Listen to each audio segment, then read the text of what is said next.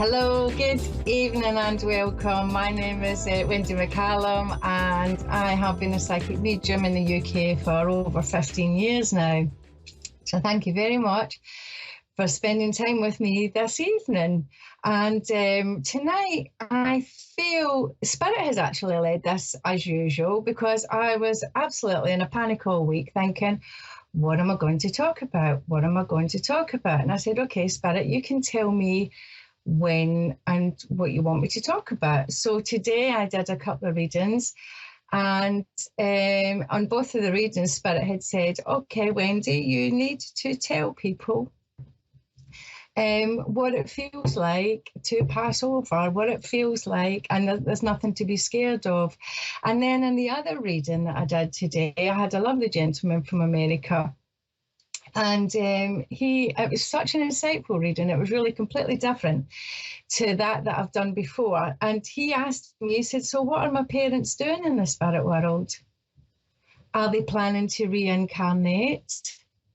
What are they doing? And I thought, actually, our paths had actually crossed before.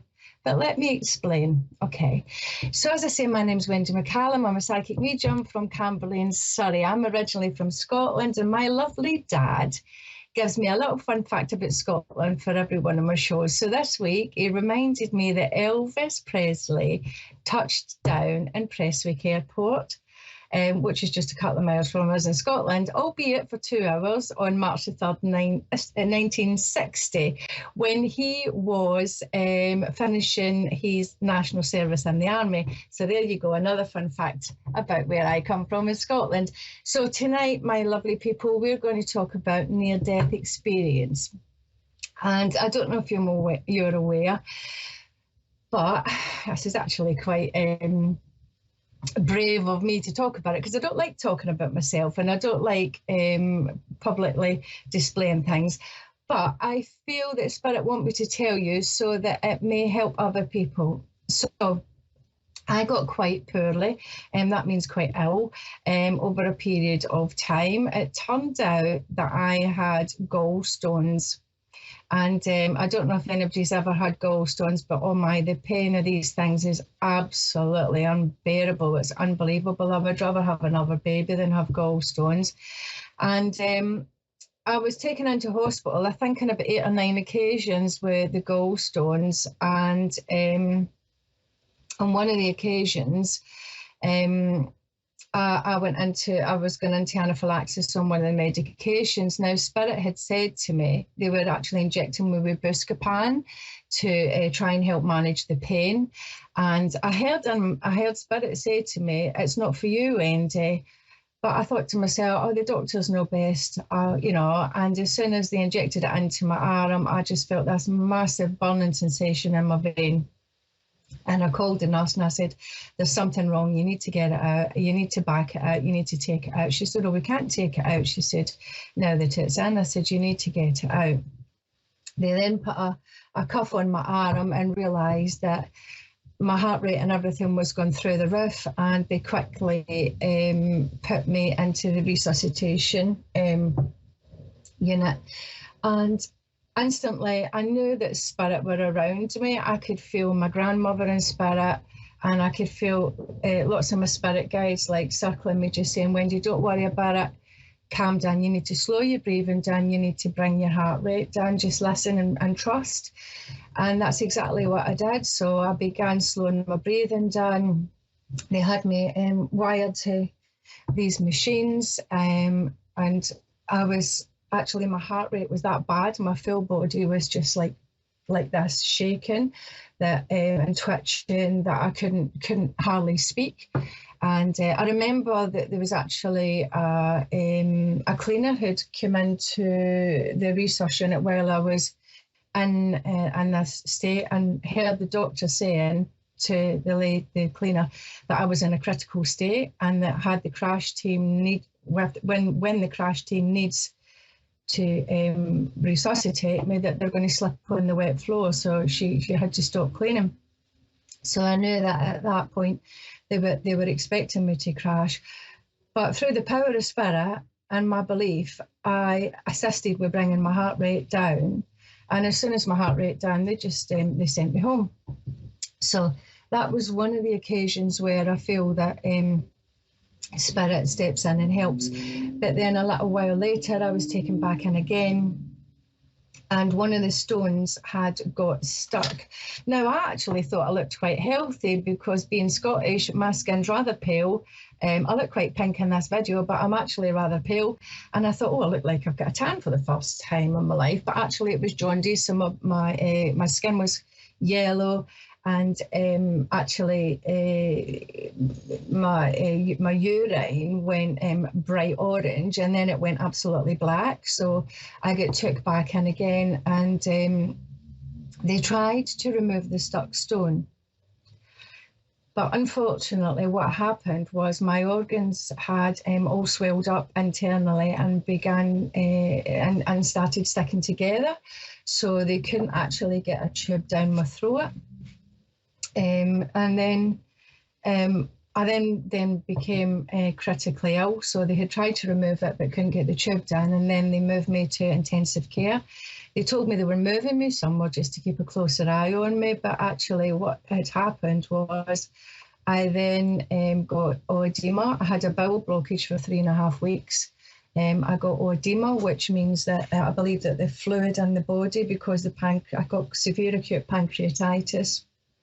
And I believe that what happened was the fluid that they were bringing into me, because I was dehydrated, wasn't going anywhere, and my body wasn't moving it because my organs had stopped working or were beginning to shut down. So I doubled in size, and one of my arms was like that big, my hand was like that big, and one of my legs was effectively 2 of my legs. And I got really quite poorly, quite sick. I was consistently vomiting the lining of my stomach. So they had tubes down my throat into my stomach to stop me from vomiting. They put a PICC line in my arm, and they were administering medications, etc., because my heart rate was unstable, and it was bouncing a bit all over the place. So I then got sepsis really, really badly. I also got pneumonia really badly, to the point that my right lung was completely full of fluid.